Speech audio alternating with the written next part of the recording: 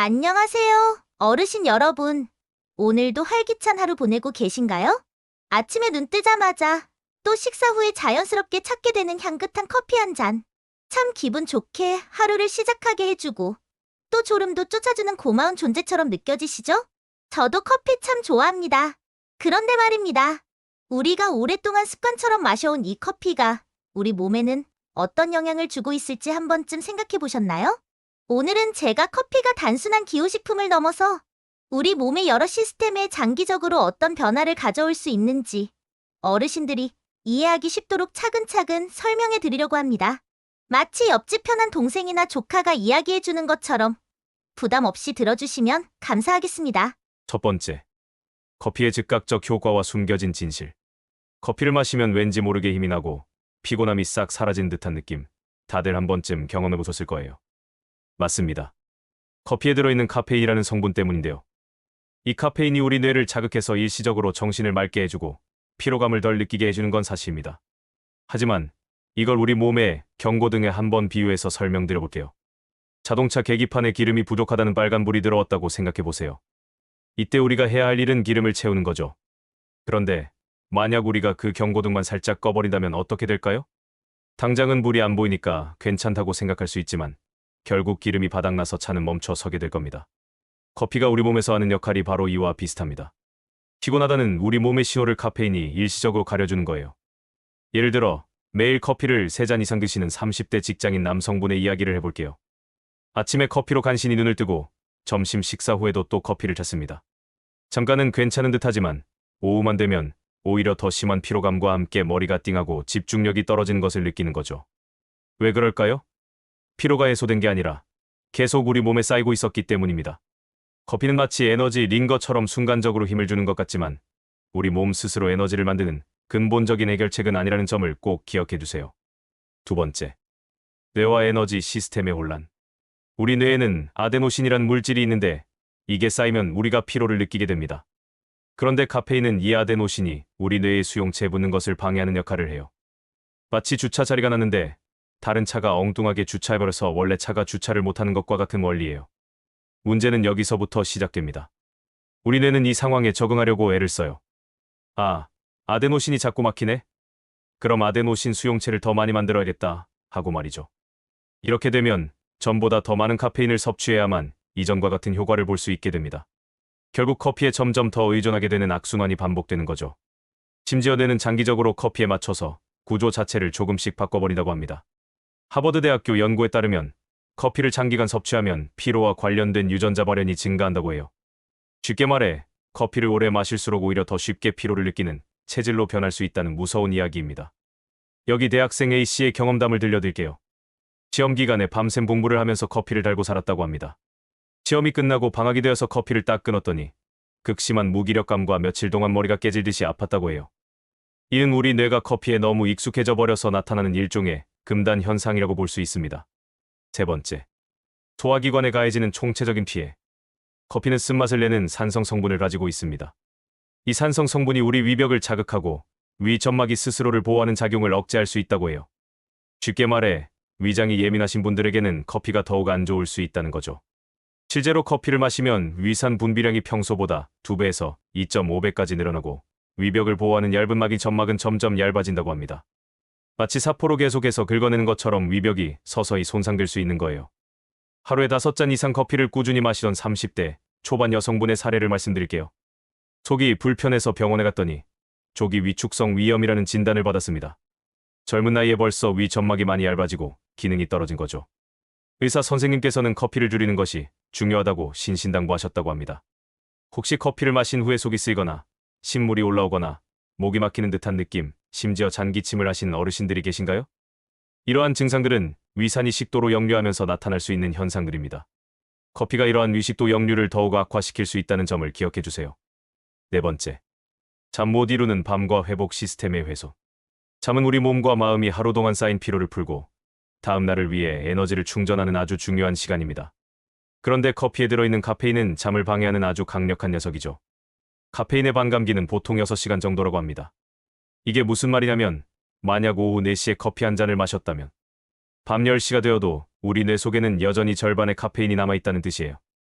이 카페인이 뇌를 계속 자극해서 우리가 깊은 잠에 빠지는 것을 어렵게 만듭니다. 잠을 제대로 못 자면 우리 몸의 회복 시스템은 제대로 작동하지 못합니다. 특히 밤에 분비되는 성장 호르몬은 세포를 재생하고 손상된 부분을 회복하는 중요한 역할을 하는데 잠이 얕아지면 이 호르몬 분비가 줄어들게 돼요. 야근 후에 습관처럼 늦은 시간에 커피를 마시던 40대 직장인분의 이야기를 들려드릴게요. 처음에는 커피 덕분에 밤늦게까지 일을 할 수 있었지만 시간이 지날수록 불면증에 시달리고 새벽에 자주 깨는 현상이 반복되었다고 합니다. 결국 만성 피로에 시달리게 되었고 업무 효율도 오히려 더 떨어졌다고 해요. 5번째, 정신건강과 신경계에 미치는 부정적인 영향. 커피는 우리 뇌의 신경전달 물질 중 하나인 도파민 분비를 일시적으로 촉진시켜서 기분을 좋게 만들기도 합니다. 그래서 우리는 커피를 마시면 왠지 모르게 즐거워지고 활력이 넘치는 듯한 느낌을 받게 되는 거죠. 하지만 이러한 효과는 일시적일 뿐입니다. 장기적으로 커피를 계속 마시면 도파민 시스템에 혼란이 생겨서 오히려 우울감이나 무기력감을 더 느끼게 될 수 있다고 해요. 마치 인위적으로 기분을 끌어올렸다가 그 효과가 사라지면 더 깊은 골짜기로 떨어진 것과 비슷하다고 할 수 있습니다. 어떤 전문가들은 커피를 약한 마약과 같다고 이야기하기도 합니다. 습관적으로 마시다가 갑자기 끊으면 두통, 피로감, 짜증 등 다양한 금단 증상이 나타날 수 있기 때문이죠. 실제로 커피를 안 마시면 머리가 너무 아파요라고 호소하는 20대 여성분들이 꽤 많습니다. 이는 단순한 습관이 아니라 우리 몸이 카페인에 의존하게 되었다는 명확한 신호일 수 있습니다. 6번째, 디카페인 커피와 믹스 커피의 숨겨진 위험. 혹시 나는 카페인에 예민하니까 디카페인 커피를 마셔야지라고 생각하시는 분들도 계실 텐데요. 물론 카페인 함량은 일반 커피보다 훨씬 적지만 디카페인 커피 역시 산성 성분을 가지고 있기 때문에 위장에 부담을 줄 수 있습니다. 또한 카페인을 제거하는 과정에서 화학 물질이 잔류할 가능성도 완전히 배제할 수는 없다고 해요. 그리고 많은 분들이 즐겨 드시는 믹스 커피나 설탕, 프림이 듬뿍 들어간 라떼 종류는 더욱 주의해야 합니다. 믹스 커피에 들어있는 설탕과 프림은 우리 몸에 빠르게 흡수되어 혈당을 급격하게 올리는 혈당 스파이크를 유발할 수 있습니다. 이렇게 혈당이 급격하게 올라갔다가 떨어지면 금방 피로감을 느끼고 무기력해지며 또 단 것을 찾게 되는 악순환이 반복될 수 있습니다. 심한 경우에는 당뇨병의 위험까지 높일 수 있죠. 아메리카노 대신 하루에 믹스 커피를 3잔씩 마시던 50대 남성분이 건강검진에서 당뇨 전 단계 진단을 받으셨다는 이야기도 있습니다. 무심코 마시는 달콤한 커피 한 잔이 우리 건강에 생각보다 큰 영향을 미칠 수 있다는 점을 꼭 기억해 두세요. 7번째, 나이대별로 다르게 나타나는 커피의 악영향. 우리 몸은 나이가 들면서 점점 변화하기 때문에 커피가 우리 몸에 미치는 영향도 나이대별로 조금씩 다르게 나타날 수 있습니다. 20, 30대 젊은 분들은 커피를 마시면 일시적으로 집중력이 높아지는 듯한 착각을 할 수 있지만 장기적으로는 뇌와 위장에 서서히 부담을 줄 수 있습니다. 40대가 되면 수면의 질이 떨어지고 내장 지방이 쌓이기 쉬워지는데 이때 커피를 많이 마시면 수면 장애를 더욱 악화시키고 혈당 조절에도 어려움을 겪을 수 있습니다. 50대 이후에는 우리 몸의 기력, 혈액, 체액이 전반적으로 부족해지기 쉬운 상태입니다. 이런 상황에서 커피를 과도하게 섭취하면 우리 몸의 회복력을 더욱 떨어뜨리고 노화를 가속화시키는 원인이 될 수 있습니다. 8번째, 커피 대신 건강을 지키는 현명한 선택과 회복 방법. 그렇다면 이제 커피를 줄이고 싶지만 어떻게 해야 할까요? 라고 궁금해하시는 분들이 많으실 것 같습니다. 갑자기 커피를 끊으면 금단 증상 때문에 힘드실 수 있으니 서서히 줄여나가는 것이 좋습니다. 커피 대신 마실 수 있는 건강한 음료들도 많이 있습니다. 구수한 보리차나 둥글레차는 속을 편안하게 해주고 수분 보충에도 좋습니다. 비타민C가 풍부한 레몬워터나 따뜻한 생강차도 좋은 대안이 될 수 있습니다. 아침에 일어나자마자 커피 대신 창문을 열고 햇볕을 5분 정도 쬐는 것도 우리 뇌를 깨우는 아주 좋은 방법입니다. 간단한 스트레칭을 해주는 것도 몸의 활력을 되찾는 데 도움이 되고요. 제 주변에도 오랫동안 커피를 즐겨 마시던 분이 계셨는데 건강을 생각해서 커피를 끊기로 결심하셨다고 합니다. 처음 2주 동안은 두통과 무기력감 때문에 고생하셨지만 그 이후에는 아침에 훨씬 상쾌하게 일어나고 낮에도 피로감을 덜 느끼게 되었다고 해요.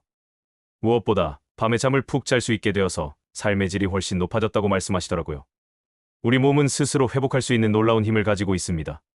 커피 대신 건강한 습관을 들이는 것이 우리 몸이 가진 회복력을 깨우는 가장 좋은 방법입니다. 마지막, 오늘의 마무리. 어르신 여러분, 오늘 제가 들려드린 이야기가 조금은 충격적이거나 걱정스러우셨을 수도 있습니다. 하지만 너무 염려하지 마세요. 우리가 오랫동안 마셔온 커피가 우리 몸에 어떤 영향을 미치는지 정확히 알고 조금씩이라도 건강한 방향으로 습관을 바꿔나간다면 충분히 우리 몸을 지킬 수 있습니다. 커피는 잠시 우리를 깨워주는 친구처럼 느껴질 수 있지만 때로는 우리 몸의 건강 신호를 가려버리는 가면과 같을 수 있습니다. 우리 몸의 시스템은 스스로 회복할 수 있는 힘을 가지고 있습니다. 그 힘을 가로막는 커피 대신 자연스러운 회복력을 믿고 건강한 습관을 만들어 보는 건 어떨까요? 오늘 영상이 어르신들의 건강 관리에 조금이나마 도움이 되었기를 바랍니다. 다음에 더 유익하고 재미있는 이야기로 다시 찾아뵙겠습니다. 오늘도 건강하고 행복한 하루 보내세요. 감사합니다.